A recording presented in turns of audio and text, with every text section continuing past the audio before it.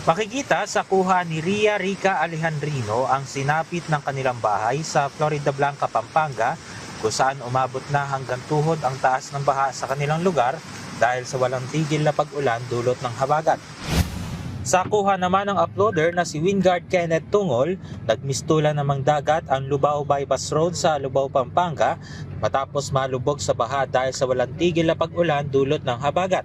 Makikita rin ang mabagal na pag-usad ng mga dumadaang sasakyan dahil sa pagbaha. Sa mga larawang kuha ni Jelamy Paul Cruz, makikita ang halos lagpas tao na baha sa barangay Santa Cruz sa San Simon sa Pampanga dahil sa pag-ulan dulot ng habagat. Dahil sa taas ng baha, gumagamit na ang mga residente ng bangka para makapunta sa kanilang mga destinasyon. Ang Department of Public Works and Highways nagsagawa naman ng clearing operation sa Sapang Uyong Creek sa Guagua at Marimlac Creek sa Lubao upang alisin ang mga nakabarang basura at debris para mapabilis ang pagdaloy ng tubig sa mga lugar na apektado ng pagbaha.